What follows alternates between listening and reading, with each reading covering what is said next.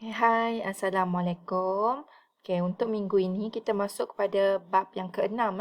Tajuknya bentuk muka bumi. Okay, boleh tengok buku teks awak, muka surat 56. Okay, dalam tajuk ini nanti awak akan mempelajari boleh menyatakan 4 bentuk muka bumi di Malaysia. Kemudian kedua, menentukan lokasi bentuk-bentuk muka bumi di Malaysia. Kemudian awak boleh menghuraikan kepentingan pelbagai bentuk muka bumi di Malaysia. Okay, ada keratannya di sini ya. Yang pertama, bentuk muka bumi di Malaysia. Kemudian ini yang kedua, lokasi pelbagai bentuk muka bumi di Malaysia. Yang ketiga, apa kepentingan bentuk muka bumi di Malaysia? Okay, hari ini kita akan lihat tajuk 6.1, bentuk muka bumi di Malaysia. Okay, Malaysia mempunyai pelbagai bentuk muka bumi. Ada bentuk muka buminya bertanah tinggi, ada tanah pamah, ada pinggir laut dan juga ada saliran. Okay, kita akan tengok satu persatu. Ada 4 bentuk muka bumi di Malaysia. Yang pertama, tanah tinggi. Okay, ini contoh tanah tinggi yang terdapat di Malaysia. Cameron Highland Pahang. Okay, apa maksud tanah tinggi? Tanah tinggi ini dia merujuk kepada kawasan ketinggiannya melebihi 180 meter dari aras laut. Itu akan digelar sebagai tanah tinggi. Okay, ia merangkumi banjaran gunung dan juga dataran tinggi. Okey, banjaran gunung di Malaysia ini terjadi akibat daripada proses lipatan. Okey, cikgu dah ajar awak dalam bab yang kelima.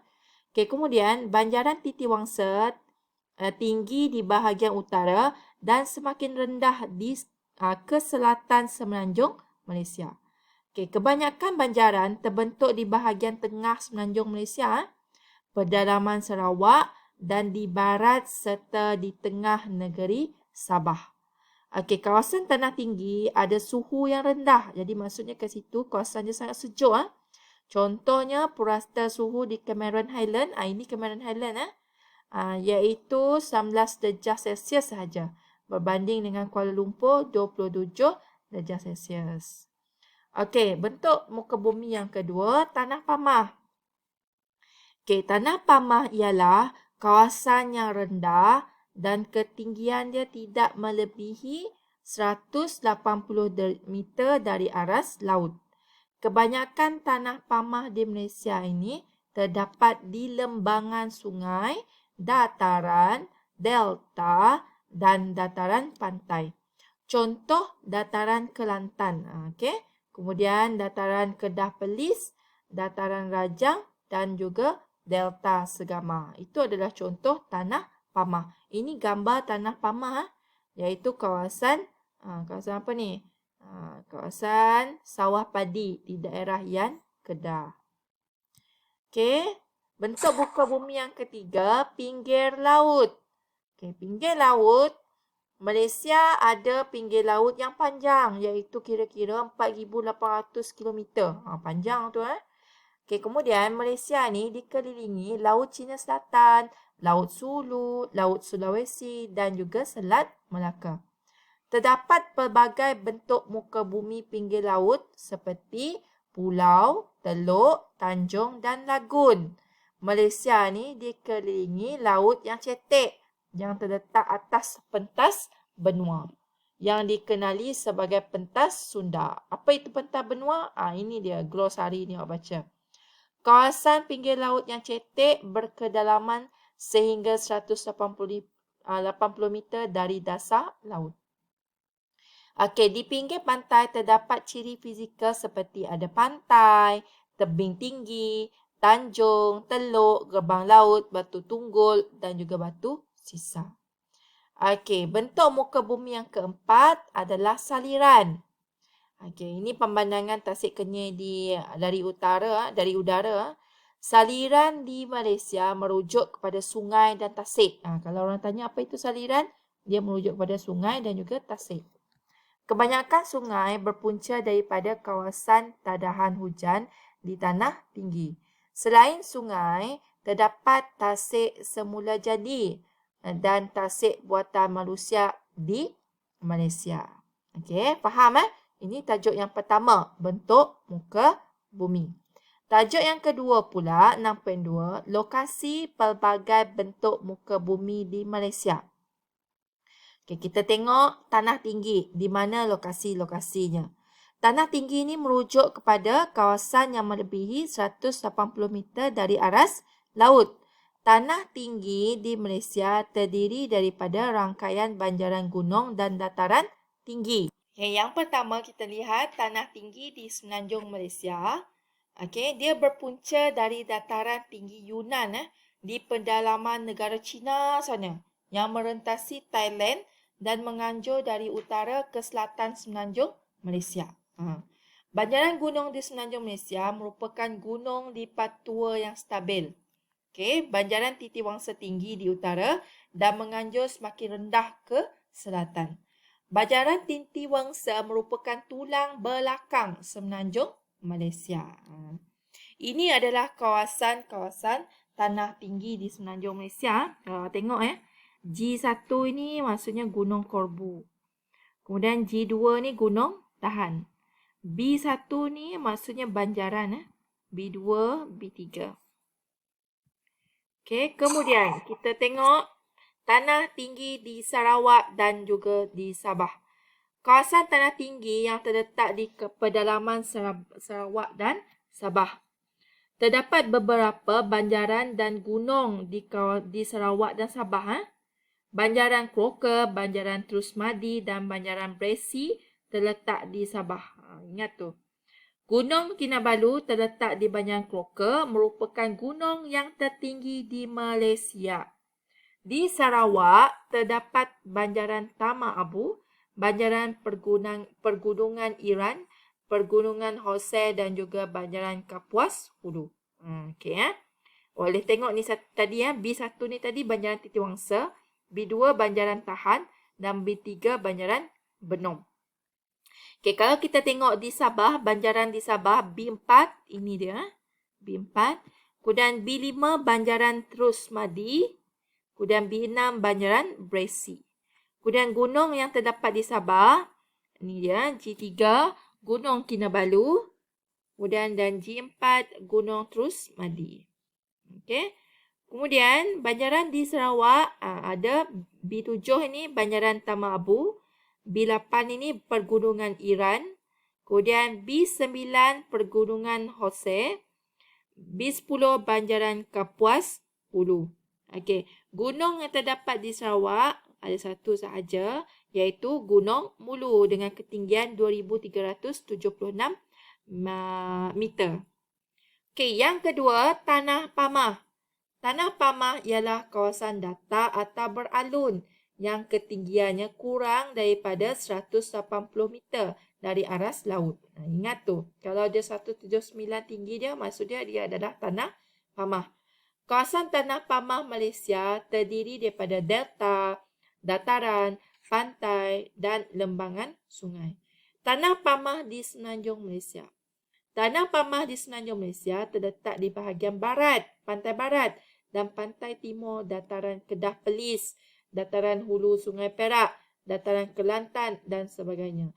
Antara kawasan Tanah Pamah yang utama di Semenanjung Malaysia ialah dataran Kedah Perlis, dataran Kelantan dan juga dataran hulu Sungai Perak.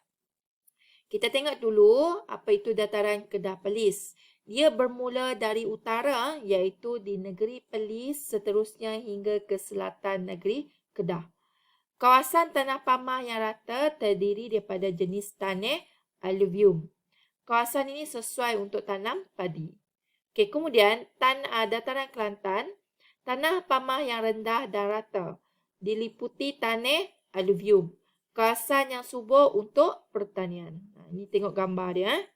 Kemudian, dataran hulu Sungai Perak, iaitu sambungan jaluran Tanah Pamah dari utara ke selatan negeri Perak.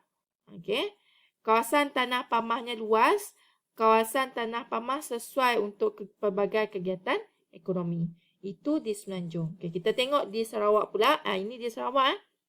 Sesat kat sini dataran Delta Rajang. Okey Tanah pamah di Sarawak dan juga Sabah. Kawasan tanah pamah terletak di pantai timur dan pantai barat negeri Sabah. Dataran di pantai timur Sabah ialah lebih luas berbanding pantai barat.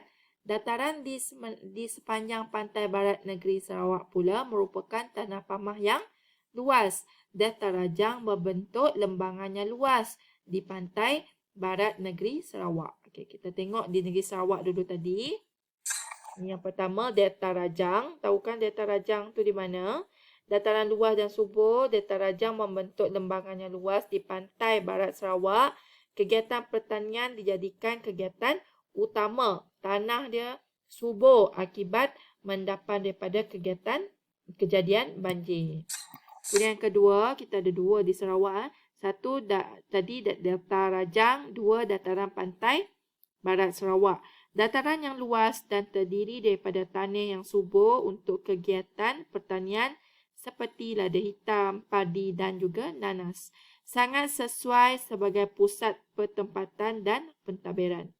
Okey, kalau di Sabah pula ada dua juga, iaitu dataran pantai timur Sabah dan dataran pantai barat Sabah. Okey, dataran di pantai timur Sabah adalah lebih luas berbanding pantai barat. Okey, kawasan tanah pamah lebih lebar. Terdapat banyak kawasan berpayah sesuai untuk kegiatan pertanian seperti tanam kelapa sawit, getah dan kukuh. Okey, kalau dataran pantai barat Sabah pula, tanah pamah dia agak sempit dan terputus-putus. Terbentuk di kaki banjaran kroka, sesuai untuk kegiatan perindustrian seperti di Likas dan Kepayan. Okay, tengok peta ini ya. Ini petunjuk dia. Yang warna hijau ni maksudnya kawasan tanah pamah. Semuanya di tepi-tepi berdekatan dengan pantai ni. Kemudian warna biru ini adalah sungai. Yang merah ini bermaksud sempadan antarabangsa. Okey. Seterusnya pinggir laut. Okey. Dan juga saliran. Okey, kita tengok pinggir laut dulu. Okey, Malaysia ni ada kawasan pinggir laut yang panjang. Kedalaman dia, laut di pesisir Malaysia agak cetek, iaitu lebih kurang 180 meter. Semua negeri di Malaysia mempunyai kawasan pinggir laut kecuali wilayah Kuala Lumpur, Putrajaya. Secara keseluruhannya, Malaysia ada kawasan pantai sepanjang kira-kira 4,800 km. Selain itu, kawasan pinggir laut di Malaysia mempunyai pelbagai bentuk muka bumi seperti ada pulau, teluk, tanjung dan lain-lain seperti dalam rajah ini ya. Okay, kita tengok, ini adalah tebing tinggi. Dia terbentuk akibat hakisan ombak semasa air pasang. Ini pula gua. Pernah tengok gua kan? Ini merupakan kawasan lekukan yang terbentuk akibat tindakan ombak terhadap tebing tinggi. Ini pula gerbang laut terbentuk disebabkan hakisan ombak yang berterusan dan menembusi dinding gua laut. Ini di Sandakan Sabah. Kemudian, ini ya, bentuk muka bumi pinggir laut tadi ada tebing tinggi, gua, teluk dan laut. Okey, kemudian batu tunggul hasil daripada runtuhnya gerbang laut. Okey, seterusnya, ini di Tanjung Piai Johor. Ini kita ada batu tunggul, tanjung, batu sisa, gerbang laut dan juga pulau. Okey, apa itu tanjung? Dia terbentuk akibat hakisan ombak terhadap batuan lembut. Batuan keras yang kekal akan menganjur membentuk tanjung. Contohnya, tanjung di Malaysia adalah seperti Tanjung Datu di Sarawak, Tanjung Bungah Pulau Pinang dan Tanjung Piai di Johor. Teluk ni terbentuk akibat hakisan ombak terhadap batuan lembut di pinggir pantai.